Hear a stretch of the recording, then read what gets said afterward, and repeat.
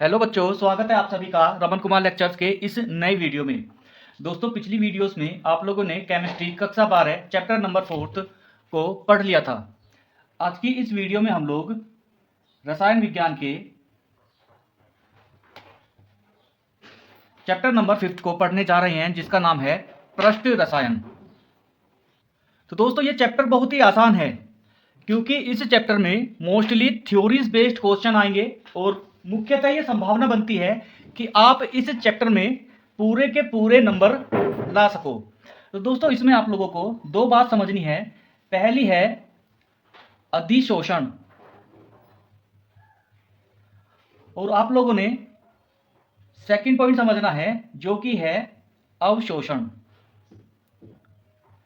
तो दोस्तों, अधिशोषण और अवशोषण होते क्या हैं? जैसा कि आप सभी को पता है कि ये पृष्ठ रसायन है, यानी कि पृष्ठ की केमिस्ट्री है। तो इसमें अपन पृष्ठ की बात करेंगे। मान लो ये मेरे पास कोई एक धातु का टुकड़ा है।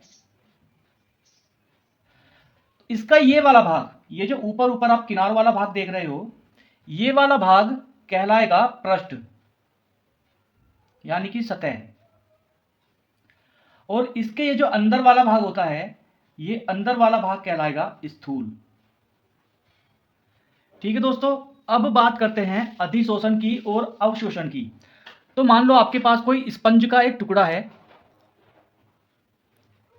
स्पंज का कोई एक टुकड़ा है। आप जब इस स्पंज के टुकड़े पर पानी गिराते हो, आप इस स्पंज के टुकड़े पर कोई पानी गिराते हो, तो आप लोग देखते हो कि ये पानी इस स्पंज में अंदर पूरी तरह से भर जाता है। इस प्रकार से ये स्पंज के अंदर पानी पूरी तरह से भर जाता है। ये घटना कहलाएगी अवशोषण। ये घटना क्या कहलाएगी? अवशोषण।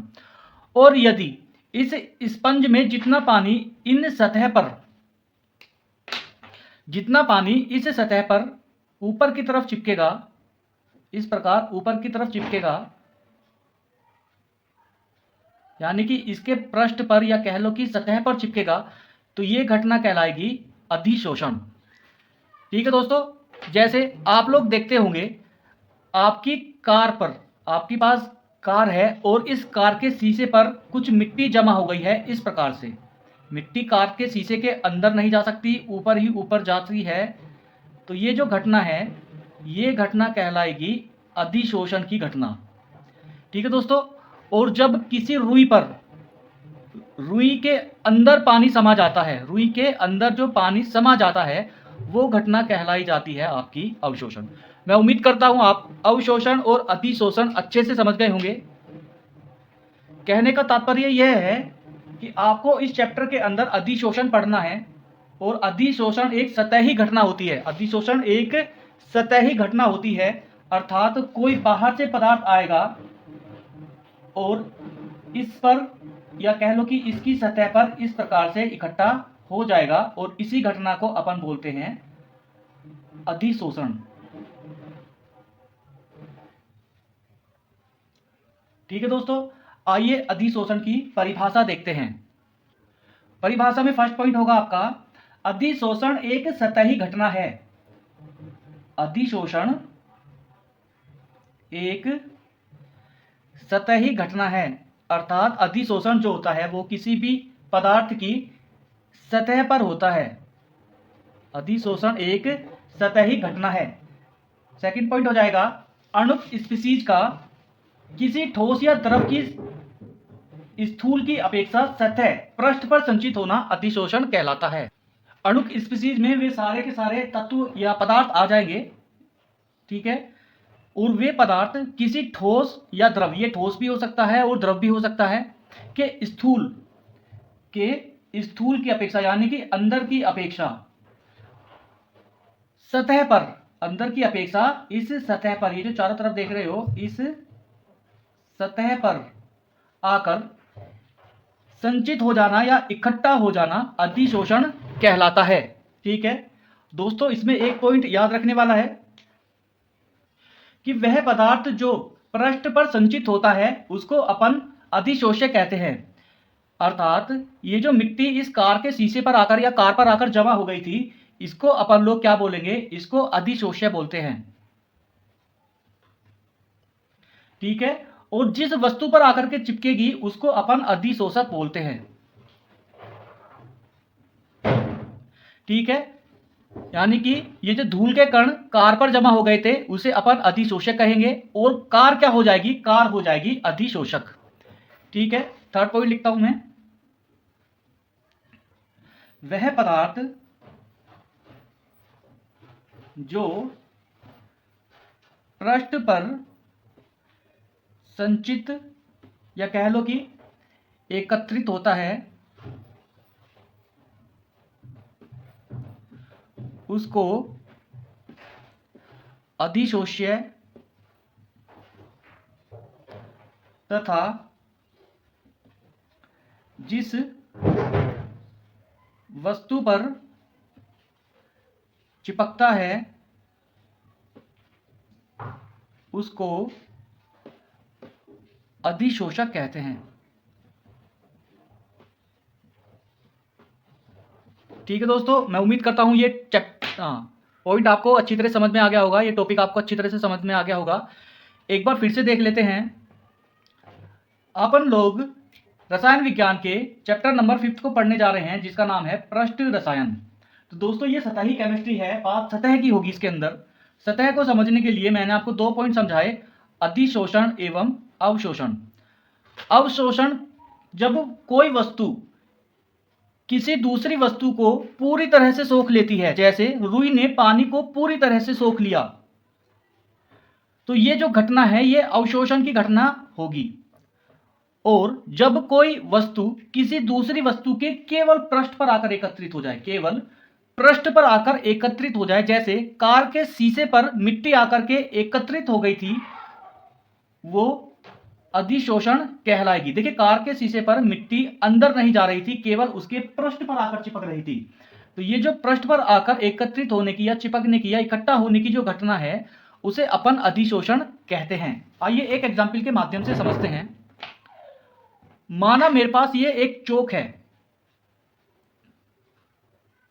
ठीक है दोस्तों, मैंने क्या किया, इस चोक को एक नीले रंग के पानी के अंदर डुबो दिया, नीले रंग के पानी के अंदर डुबो दिया। तो आप लोग देखते हो कि अगर मैं थोड़ी देर के लिए इस चोक को नीले पानी के अंदर यदि डुबाऊं तो ये केवल बाहर से नीली होगी, ये केवल क्या होगी, बाहर से नीली होगी, पानी चोक के अंदर प्रवेश नहीं करेगा। और जब ये चोक केवल बाहर से नीली होगी तो ये घटना कहलाएगी अधिशोषण की, क्योंकि पानी चोक के अंदर प्रवेश नहीं किया। लेकिन अगर मैं इसको एक रात के लिए पानी के अंदर डाल दूं तो आप लोग देखोगे कि वो जो नीला पानी है वो चोक के अंदर प्रवेश करना स्टार्ट हो जाएगा। यानी कि जब मैं चोक को रगड़ूंगा या तोड़ करके देखूंगा तो मुझे अंदर से भी ये चोक नीली नजर आएगी। तो ये जो घटना है ये घटना कहलाएगी अवशोषण की घटना। ठीक है, आप लोग देखोगे ये जो नीला पानी है उसको मैं अधिशोष्य कह रहा हूं, और ये जो चोक है उसको मैं अधिशोषक कह रहा हूं। ठीक है दोस्तों, तो जिस किसी को भी स्क्रीनशॉट लेना है स्क्रीनशॉट ले सकता है। आगे अपन लोग देखेंगे अधिशोषण के प्रकार और उनमें अंतर। तो आइए देखते हैं अधिशोषण के प्रकार। तो अधिशोषण 2 प्रकार का होता है, पहला है भौतिक अधिशोषण और दूसरा है रासायनिक अधिशोषण। और अपन साथ के साथ ही इनमें अंतर समझते चलेंगे। ये टॉपिक, इस अंतर को समझने के बाद आप लोगों का बिल्कुल अच्छे से क्लियर हो जाएगा। अभी तक यदि वीडियो पसंद आई हो तो वीडियो को जरूर लाइक करें और चैनल को जरूर सब्सक्राइब करें। तो दोस्तों अधिशोषण में भौतिक अधिशोषण की बात करें तो पहला जो अंतर होगा वो ये होगा कि इनमें अधिशोष्य तथा अधिशोषक के मध्य दुर्बल वान डेर वाल बल होता है। ठीक है दोस्तों, आइए एग्जाम्पल के माध्यम से समझते हैं। माना शीशे के ऊपर बाहर से आकर के मिट्टी जम गई है। ठीक है, ये एक शीशा है या कह लो कि धातु की सतह है और इसके ऊपर आकर के मिट्टी इकट्ठा हो गई है। ठीक है दोस्तों, तो आप लोग देखोगे इस प्रकार से ये मिट्टी आकर के इकट्ठा हो गई है इस धातु की सतह के ऊपर। आप लोग देखोगे यदि आप हल्का सा भी कपड़ा मारोगे इस धातु या शीशे की सतह पर, आप हल्का सा भी यदि कपड़ा मारोगे तो ये जो मिट्टी की परत आई थी ये बिल्कुल हट जाएगी और धातु की परत या शीशे की परत हमारी एकदम से साफ हो जाएगी। तो इसको बोलते हैं दुर्बल वान डेर वाल बंध। ठीक है, लेकिन रासायनिक अधिशोषण में क्या होगा, इनमें जो वान डेर वाल बल होगा वो कैसा होगा, प्रबल होगा। इनमें वान डेर वाल बल प्रबल होता है। ठीक है, एग्जाम्पल के लिए देखते हैं, ये मेरे पास एल्यूमिनियम की सतह है। ठीक है, और इस पर ऑक्सीजन की परत आकर के जम जाती है या बैठ जाती है। तो यहां पर एल्यूमिनियम ऑक्सीजन से क्रिया करके एल्यूमिनियम ऑक्साइड का निर्माण करेगा, Al2O3 बना देगा। ठीक है, तो आप लोग यहां पर देख रहे हो कि एल्यूमिनियम से ऑक्सीजन ने पूरी तरह से क्रिया कर ली है और एक रासायनिक बंध बन गया है, यानी कि वान डेर वाल बंध कैसा हो गया है, हमारा प्रबल हो गया है। जबकि भौतिक अधिशोषण में जो वान डेर वाल बल होता है वह कैसा होता है, दुर्बल होता है। आइए सेकंड देखते हैं। सेकंड हो जाएगा यह है प्रकृति में विशिष्ट नहीं है। ठीक है, कहने का मतलब यह है कि कोई कुछ भी कहीं से भी आकर जम जा रहा है। ठीक है, आप लोग देख रहे हो कि शीशे पर आकर के मिट्टी जम जा रही है, शीशे पर आकर के पानी जम जा रहा है, शीशे पर आकर के धुआं जम जा रहा है। तो ये प्रकृति में विशिष्ट नहीं होता है, कोई कैसे भी जम जाता है। लेकिन यदि इसमें सेकंड अंतर देखो रासायनिक अधिशोषण में, तो ये प्रकृति में कैसे होते हैं, विशिष्ट होते हैं। ये प्रकृति में विशिष्ट होते हैं। आप लोगों को बता दूं कि एल्यूमिनियम जो है वो कॉपर के साथ अभिक्रिया नहीं करती, एल्यूमिनियम केवल ऑक्सीजन के साथ अभिक्रिया करती है, इसलिए ये प्रकृति में क्या होते हैं, विशिष्ट होते हैं। ठीक है दोस्तों, ये पॉइंट भी आप लोगों को अच्छी तरह समझ में आ गया होगा। आइए थर्ड पॉइंट देखते हैं। थर्ड पॉइंट है, यह है प्रकृति में उत्क्रमणीय, प्रकृति में उत्क्रमणीय होते हैं। कहने का मतलब यह है कि जब कार के शीशे पर आकर के धूल जम जाती है या पानी जम जाता है, तो आप लोग जब इस पर कपड़ा मारोगे, तो ये जो धूल या पानी की जो परत इकट्ठा हुई है वो तुरंत ही हट जाएगी। यानी कि ये अग्र और पश्चिम दोनों दिशा में चलते हैं, यानी कि अग्र भी चलते हैं, यानी कि धूल जमती भी है और कपड़ा मारने से वो धूल बिल्कुल हट भी जाती है। लेकिन रासायनिक अधिशोषण प्रकृति में अनुत्क्रमणीय होता है। ये कैसा होता है, प्रकृति में अनुत्क्रमणीय होता है। आइए इसी एग्जाम्पल के माध्यम से समझते हैं। एल्यूमिनियम के साथ जब ऑक्सीजन क्रिया करती है तो Al2O3 यानी कि एल्यूमिनियम ऑक्साइड का निर्माण करती है। अब एक बार यदि एल्यूमिनियम ऑक्साइड का निर्माण हो गया तो ये इतनी आसानी से वापस नहीं जाएगा, यानी कि एल्यूमिनियम और ऑक्सीजन अलग अलग नहीं होगी। तो इसलिए हम कहते हैं कि ये अनुत्क्रमणीय होता है, केवल एक ही दिशा में होता है। ये पॉइंट भी आप लोगों को अच्छी तरह समझ में आ गया होगा। नेक्स्ट पॉइंट की बात करते हैं। नेक्स्ट पॉइंट है, इनमें अधिशोषण की एंथैल्पी कम होती है। इनमें अधिशोषण की एंथैल्पी कम होती है।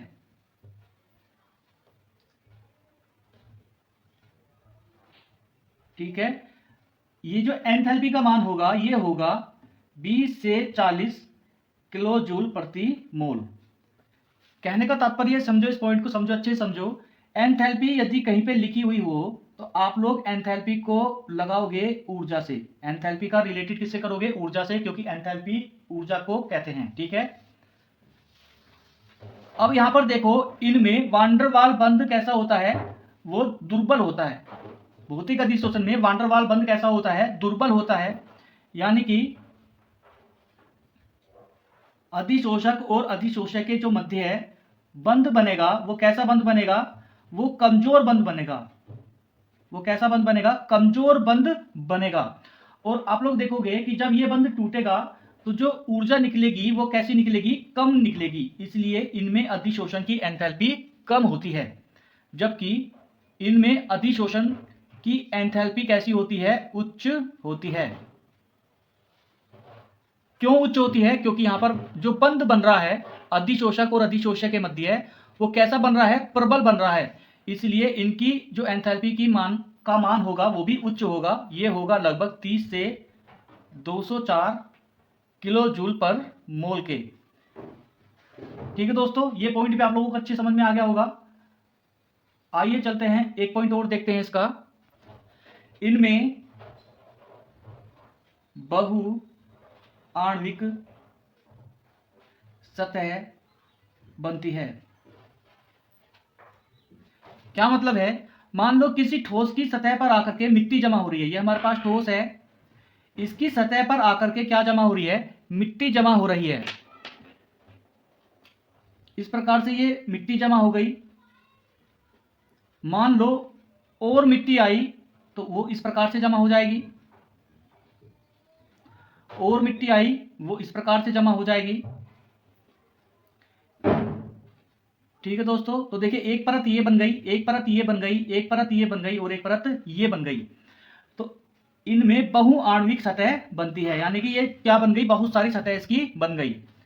इसमें देखते हैं पांचवा पॉइंट, इसमें एक आणविक सतह बनती है। इसमें एक आणविक सतह बनती है। ठीक है, आइए उपरोक्त एग्जाम्पल के माध्यम से इसको समझते हैं। मान लो ये एल्यूमिनियम की एक टुकड़ा है मेरे पास और ऑक्सीजन इस पर आकर के इस प्रकार से इकट्ठा हो गई। जब दूसरी परत आएगी तो यहां पर इकट्ठा होनी चाहिए। ठीक है, फलस्वरूप क्या होता है? एल्यूमिनियम इस पहली परत से अभिक्रिया करके Al2O3 बनाती है। ठीक है, अब ये जो ऑक्सीजन की दूसरी परत आई थी, ये पहली परत है और ये दूसरी परत है। ये जो ऑक्सीजन की दूसरी परत आई थी ये अपने ही जैसी ऑक्सीजन से मिलेगी, एल्यूमिनियम से उनका कॉन्टैक्ट नहीं हो पाएगा, इसलिए यहां पर दूसरी परत यानी कि Al2O3 का दोबारा निर्माण नहीं होता है। तो इसलिए यहां पर एक ही आणविक सतह बनती है। अच्छे से समझ गए होंगे, अन्यथा मैं आपको एक बार फिर से समझाता हूं। फिर से एक बार समझिए, ये मेरे पास एल्यूमिनियम की एक टुकड़ा है, इसके ऊपर ऑक्सीजन आकर के इस प्रकार इकट्ठा हो रही है। ये क्या आकर के इकट्ठा हो गई? ये ऑक्सीजन आकर के इकट्ठा हो गई। रासायनिक अभिक्रिया के फलस्वरूप एल्यूमिनियम ऑक्सीजन से मिलकर एल्यूमिनियम ऑक्साइड का निर्माण करता है। दोबारा जब ऑक्सीजन की परत आकर के इस पर जमेगी या इकट्ठा होगी तो ये जो ऑक्सीजन की सेकंड परत आई है ये अपने ही जैसी ऑक्सीजन की फर्स्ट परत से मिलेगी और Al2 एल्यूमिनियम ऑक्साइड का निर्माण नहीं कर पाएगी। इसलिए अभिक्रिया केवल फर्स्ट परत तक रुक जाती है। इसलिए कहते हैं कि इनमें एक ही आणविक सतह बनती है, जबकि इनमें ऐसा कुछ नहीं है। यहां कुछ नहीं बन रहा है, केवल किसी ठोस पर आकर के कोई चीज बैठ रही है, किसी भी अन्य चीज का निर्माण नहीं हो पा रहा है। इसलिए चाहे कितनी भी लेयर आकर के जम जाए अपन को कोई फर्क नहीं पड़ता है। इसलिए कहा जाता है इसमें बहुआण्विक सतह बनती है, जबकि इसमें एक आणविक सतह बनती है। तो ये 5 अंतर आप लोगों को समझ में आ गए होंगे। एक अंतर और बताता हूं मैं, छोटा सा छठा अंतर आप लोग यहीं पे देख लीजिए। इनमें संकीर्ण ऊर्जा का मान कम होता है, जबकि इनमें संकीर्ण ऊर्जा का मान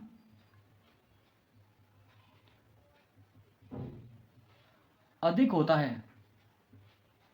ठीक है दोस्तों, तो संकीर्ण ऊर्जा वह ऊर्जा होती है जिससे कोई भी रासायनिक अभिक्रिया आगे बढ़ती है। संकीर्ण ऊर्जा का टॉपिक मैंने पिछली वीडियो में डाल रखा है अपने चैनल पर। यदि आप लोगों ने वीडियो नहीं देखी हो तो आप लोग वीडियो को जरूर देख लीजिएगा। संकीर्ण ऊर्जा क्या होती है आप लोगों को बिल्कुल अच्छे से समझ आ जाएगा। तो देखिए इनमें संकीर्ण ऊर्जा का मान कम होता है क्योंकि अधिशोषक और अधिशोष्य के मध्य कोई बंध नहीं बनता या दुर्बल वान डेर वाल बंध बनता है, इसलिए इनकी संकीर्ण ऊर्जा का मान कम होता है। रासायनिक अधिशोषण में संकीर्ण ऊर्जा का मान अधिक होता है क्योंकि अधिशोषक और अधिशोष्य आपस में प्रबल बंध द्वारा जुड़े रहते हैं। तो जहां प्रबल बंध होगा, आप लोगों को पता है, वहां संकीर्ण ऊर्जा का मान उच्च होगा, और जहां पर बंध ही नहीं बनेगा वहां संकीर्ण ऊर्जा का मान कम होगा। ठीक है दोस्तों, तो आप लोगों ने आज अधिशोषक, अधिशोष्य, अधिशोषण अच्छे से समझ लिया है। अधिशोषक या अधिशोषण कितने प्रकार के होते हैं, उनमें अंतर भी अच्छे से समझ लिया है। इससे आगे के टॉपिक हम लोग नेक्स्ट वीडियो में पढ़ेंगे। ठीक है, जिस किसी ने भी चैनल सब्सक्राइब नहीं किया है वो चैनल को सब्सक्राइब जरूर कर ले, क्योंकि केमिस्ट्री से रिलेटेड, बायोलॉजी से रिलेटेड मैं अपने चैनल पर कंटिन्यू वीडियो डालने की कोशिश करता हूं। बेल आइकन को ऑल पे सेट कर ले ताकि आप लोगों से कोई भी वीडियो मिस ना हो। चैप्टर बहुत आसान है क्योंकि थ्योरेटिकल बेस्ड क्वेश्चन है, थ्योरी है इसमें। ठीक है, और आप लोग इस चैप्टर को यदि आसानी से अच्छे से पढ़ लोगे तो आप लोग केमिस्ट्री के अंदर पूरे के पूरे नंबर इस चैप्टर में ला सकते हो। तो इससे आगे की वीडियो बहुत जल्द मैं लेकर के आऊंगा। मिलते हैं नेक्स्ट वीडियो में, तब तक के लिए नमस्कार।